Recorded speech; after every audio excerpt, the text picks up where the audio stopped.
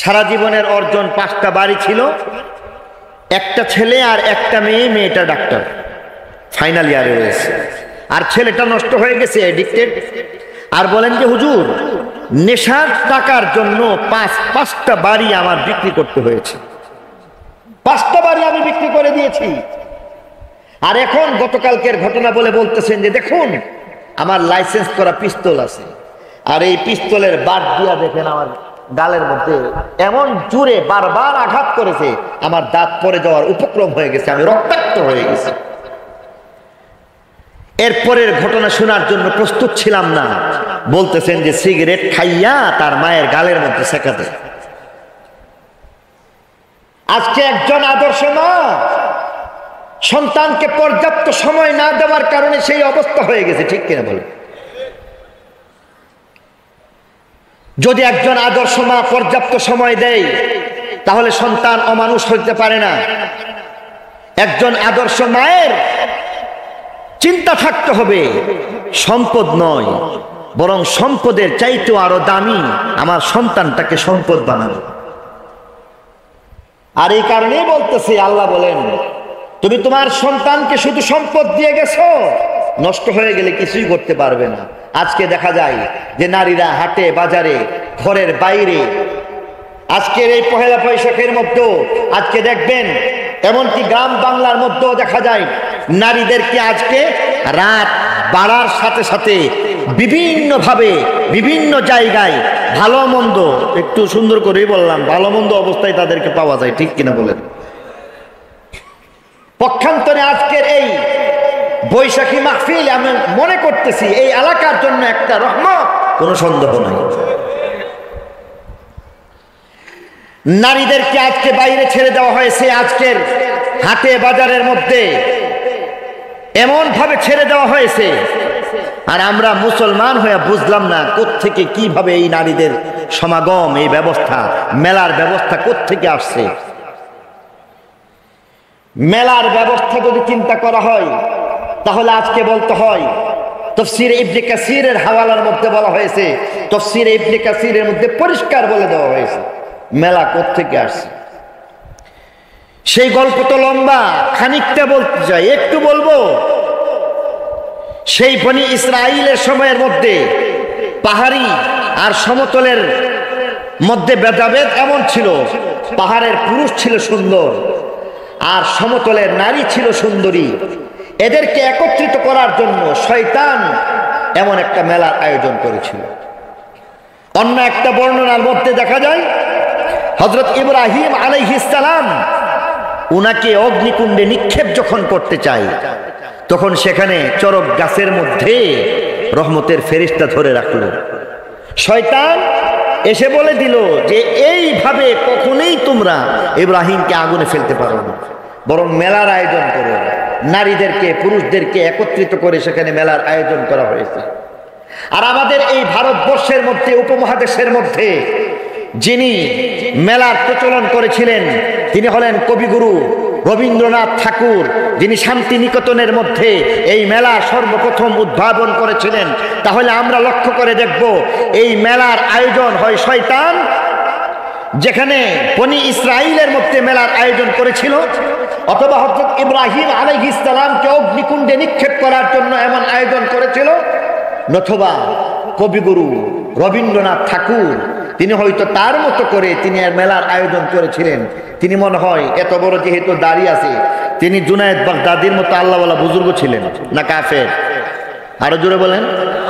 উনি কি মুসলমান ছিলেন না হিন্দু ছিলেন?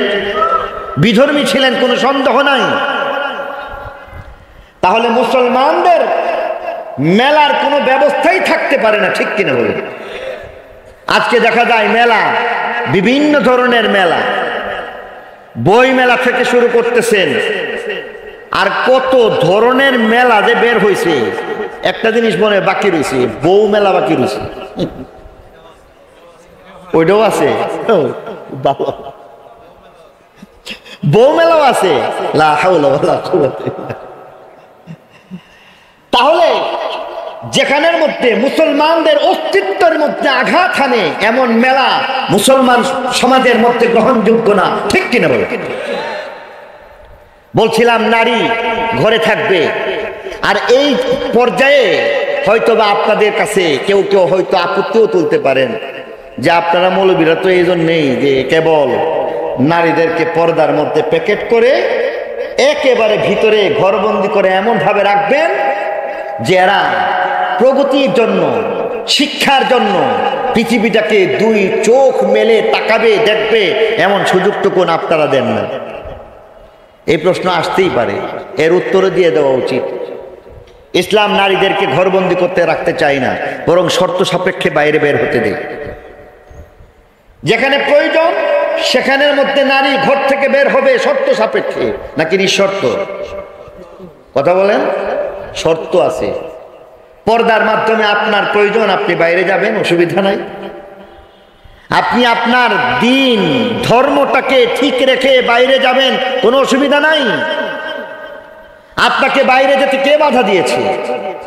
আপনি একজন কবি, আপনি একজন ডাক্তার, আপনি একজন ইঞ্জিনিয়ার, আপনি একজন নারী নেত্রী, ইসলাম বাধা দিবে না। তবে শর্ত আছে।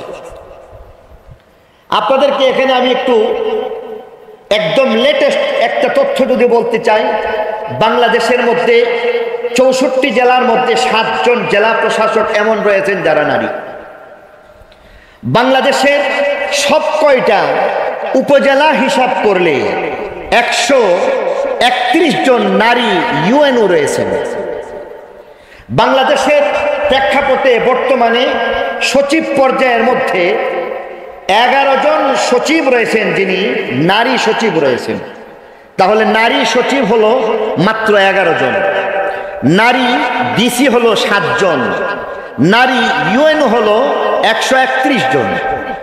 এই যদি হিসাব হয়ে থাকে তাহলে আমরা দেখছি 20 কোটি জনগণের মধ্যে হইতে অর্ধেক যদি বাদ দেওয়া হয় তাহলে 10 কোটি হয়, ধরে নিলাম। তো 10 কোটি মহিলার মধ্যে, 10 কোটি নারীর মধ্যে হইতে সবাই এমন প্রত্যেকেই ডিসি হয়ে গেছে? আপনাদের কি ধারণা? 10 কোটি মহিলার মধ্যে প্রত্যেকেই সচিব হয়ে গেছে? আমার মেহরবানি করে উত্তরটা দিলে খুশি হব। আপনারা আওয়াজ দিয়ে উত্তর দিবেন। 10 কোটি মহিলার মধ্যে সকলেই কি ইউএনও হয়ে গেছে? 10 কোটি মহিলার মধ্যে হইতে সকলেই ডাক্তার হয়ে গেছে, সকলেই ইঞ্জিনিয়ার হয়ে গেছে। তাহলে ইসলাম কি বলে? ইসলাম বলে যেখানে প্রয়োজন সেখানে একজন ডাক্তার লাগবে। বর্তমান শিক্ষার হার যদি চিন্তা করি তাহলে দেখব বাংলাদেশের প্রেক্ষাপটে 10,000 মহিলার মধ্যে একজন ডাক্তার পাওয়া কঠিন, ঠিক কিনা বলেন? তাহলে ইসলাম বলে 10,000 মহিলার মধ্যে একজন ডাক্তার অবশ্যই লাগবে। প্রথম শর্ত, সে তার পর্দা রক্ষা করবে। দ্বিতীয় শর্ত, তার দিন ধর্ম কোরআন এবং হাদিস মোতাবেক, অর্থাৎ এক কথায় বললে আল্লাহর হুকুম নবীর তরিকা মতো যেইভাবে ঘর থেকে বের হতে বলবে নারী, ঠিক সেইভাবে প্রথমত primary, high school, college level শেষ করে মেডিকেল পড়ে পর্দা রক্ষা করে 10,000 মহিলার মধ্যে একজন ডাক্তার হবে। ইসলাম উৎসাহ যোগায়। 10,000 মহিলার মধ্যে একজন ইঞ্জিনিয়ার লাগবে নারী, ইসলাম উৎসাহ প্রদান করতেছে যে তুমি 10,000-এর মধ্যে হইতে একজন ইঞ্জিনিয়ার দরকার, তুমি ইঞ্জিনিয়ার হয়ে যাও, শর্ত সাপেক্ষে নাকি নিঃশর্ত। 10,000-এর মধ্যে একজন হয়তোবা নারী নেত্রীও লাগবে, ইসলাম বলতেছে যে তুমি শর্ত মেনে নারী নেত্রী হয়ে যাও।